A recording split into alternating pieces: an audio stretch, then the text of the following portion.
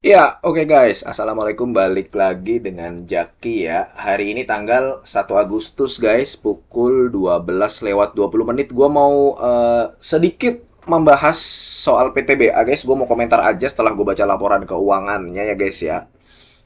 eh Gini, PTBA ini kita langsung aja dah lihat dah. Langsung lu lihat aja nih guys ya. Nah, gini guys. Ada beberapa pertanyaan, terutama pertanyaannya gini.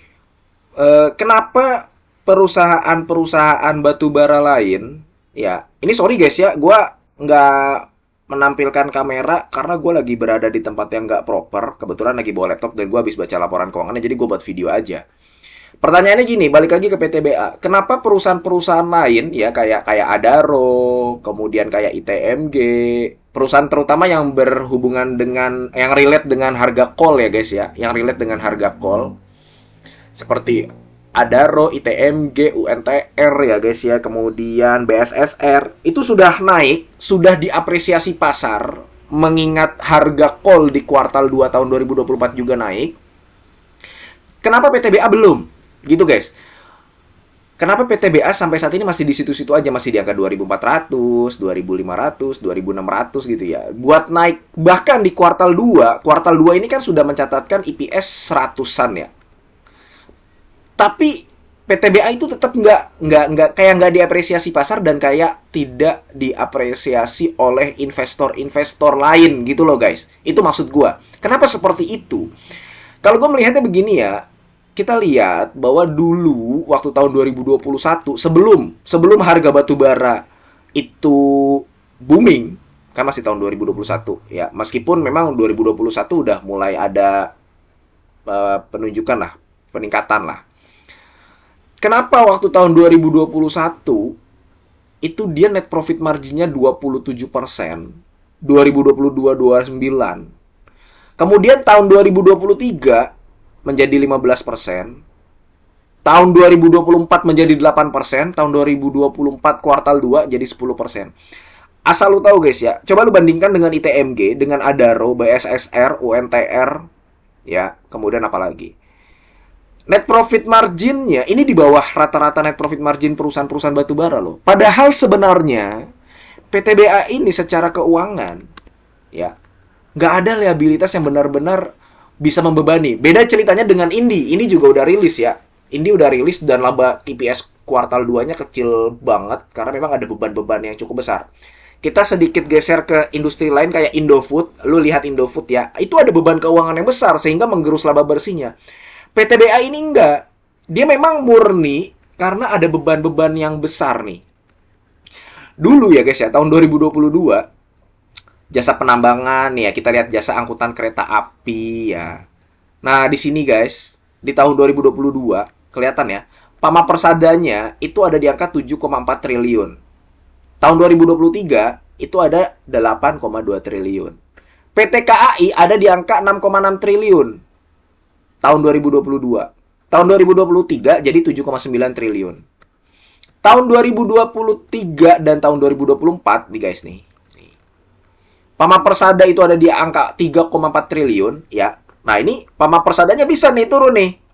Ya, perhatikan guys ya. Jadi 3,4. Kan tadinya Pama Persada 8,2. Berarti kalau misalkan memang industri batubara turun, biasanya ya volumenya turun gitu ya. Kemudian ada kinerja atau di tambang itu operasional juga turun sedikit. Pama Persadanya turun nih. Yang aneh ini nih. PT Kereta Api Indonesianya jadi naik jadi 4,2 triliun sehingga di tahun 2024 ya yang tadinya 7,9 T menjadi 4,2 T. Nah, ini cukup gede guys di sini guys. Itu salah satu faktor kenapa net profit margin PTBA itu kecil. ROE-nya membaik jadi 20%. Cuman perlu diingat guys, ROE membaik ini karena ekuitasnya PTBA pun saat ini turun. Yang tadinya 21 triliun, tahun 2022 itu 28 triliun, sekarang tinggal 19 triliun. Dan karena ROE-nya turun ya, kemudian PTBA juga ada pinjaman nih, pinjaman jangka pendek dari Bank BRI nih. Jangka pendek lah, nggak perlu dikhawatirkan dan gue yakin cuma nilainya 2,T, PTBA bisa langsung menyelesaikan gitu loh.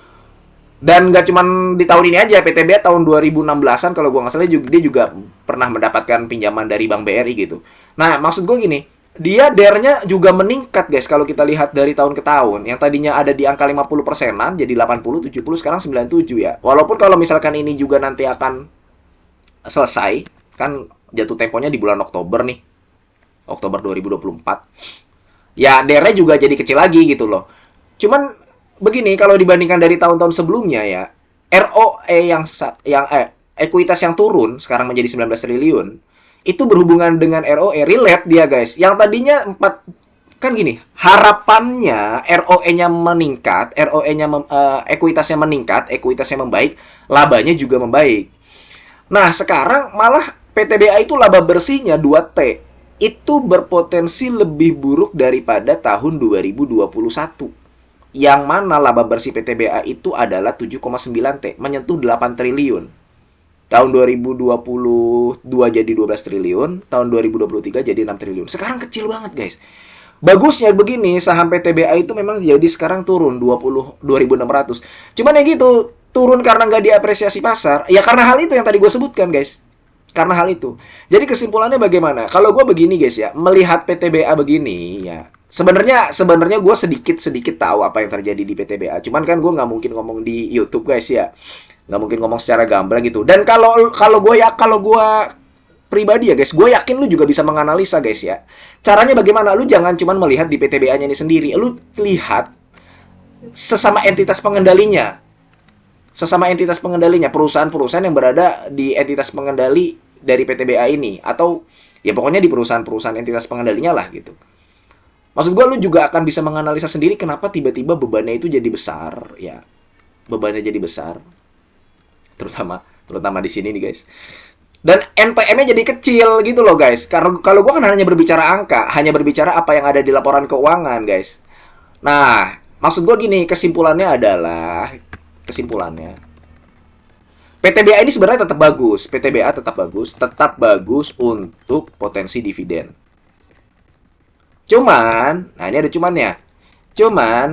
Gua kasih gambaran analogi aja guys ya. Lu ke pasar, lu mau beli buah. Ya kan? Lu ke pasar dan mau beli buah, kemudian di pasar ini ada buah pisang, ya kan? Kan di pasar itu kan ada perusahaan-perusahaan batubara ada banyak, ada pisang, ada apel, ada melon, kemudian ada semangka dan lain-lain lah. Ya, lu pasti akan memilih nih di antara buah, lu suka buah, lu pasti akan memilih di antara buah-buah ini dong. Dan lu semuanya suka nih. Cuman lu pasti akan memilih mana buah yang bisa lebih awet, ditaruh di kulkas lebih lama, ya. Kemudian kalau misalkan lu lagi nggak kepengen di rumah nih udah banyak makanan, lu lagi nggak kepengen makan buah, lu beli yang bisa lu nikmati dengan dalam jangka waktu yang lama. Artinya yang minim resiko gitu loh.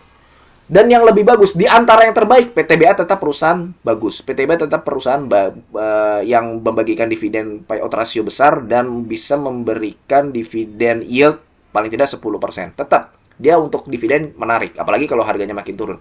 Cuman, untuk saat ini ya guys ya, di Bursa Efek Indonesia, lu masih bisa memilih perusahaan batubara yang secara net profit margin lebih baik daripada PTBA. Karena kita ngomongin data, net profit marginnya ini di bawah perusahaan-perusahaan batubara yang lain. Kita belum tahu Adaro dan ITMG ya guys ya.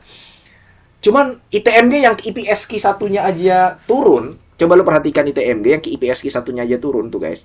Dia net profit marginnya masih di angka berapa nih?